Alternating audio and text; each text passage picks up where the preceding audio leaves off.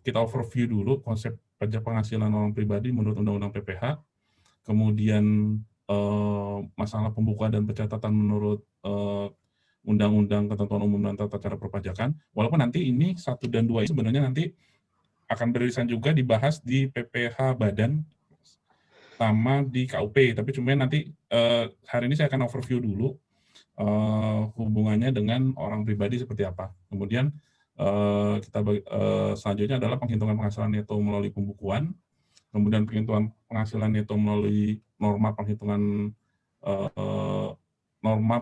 penghasilan neto, kemudian kredit pajak dalam negeri dan luar negeri, kemudian penghitungan PPAOP suami istri, angsuran pasal 25, mekanisme PP 23 tahun 2018, dan sedikit overview UU Cipta Kerja terkait pajak penghasilan orang pribadi. Dan yang terakhir ini SPD tahunan PP orang pribadi, formulir-formulirnya, dan studi kasus. Nanti kita studi kasus itu cara menghitung, ada studi kasus. Jadi kembali karena kita berbicara mengenai konsep dasar, nanti agendanya yang saya usulkan untuk topik bahasan kita adalah pajak dalam laporan keuangan, kemudian konsep umum perpajakan, kemudian regulasi pajak, yang terakhir adalah pajak dalam perusahaan. Kenapa poin-poin ini dianggap penting untuk diskusi kita kali ini? Karena memang kita tahu bahwa treatment perpajakan dengan akuntansi mirip tapi tidak serupa ya. Jadi ada hal-hal yang perlu disinkronisasi antara kebutuhan manajemen yang tertuang dalam laporan keuangan ya atau financial statement-nya itu dengan laporan pajaknya atau laporan fiskal atau fiscal report ya. Ini dalam kaitannya terutama pada laporan pajak yang ada di Indonesia begitu ya. Karena untuk AB ini kan memang terkhusus nanti aspek yang harus dikuasai oleh Bapak Ibu dan teman-teman adalah praktik di Indonesia, belum meluas ke international tax gitu ya.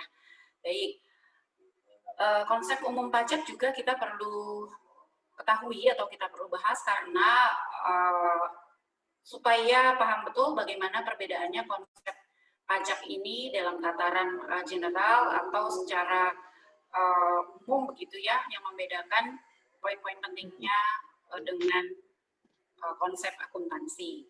Regulasi pajak tentu kita perlu tahu dan kita perlu selami lebih lanjut karena ada beberapa hal-hal yang kita juga harus terus ikuti ya, perkembangan terutama mungkin peraturan-peraturan pajak sebagai contoh. Di pandemi ini pun juga ada kebijakan-kebijakan dari pemerintah ya yang diturunkan atau diinstruksikan kepada Kementerian Keuangan, didelegasikan kepada Direktorat Jenderal Pajak dalam bentuk inklusi pajak ataupun relaksasi, baik itu bagi manufaktur, UMKM maupun para karyawan. Nah, kemudian pajak dalam perusahaan ini juga menjadi topik yang hangat dibicarakan bahkan sampai sekarang ini ya, karena di situ di dalamnya ada manajemen pajak begitu ya, berfokus pada perencanaan pajak seperti apa pajak yang efisien untuk bisa dilakukan oleh terutama para manajer ya, manajer keuangan maupun pajak agar biaya pajaknya itu efektif. Oke, baik. Kemudian saya lanjut. Nah, bagi yang mungkin background-nya bukan pajak ya, kemudian bukan juga akuntansi, maka penting juga untuk kita bisa belajar atau tahu tentang pajak.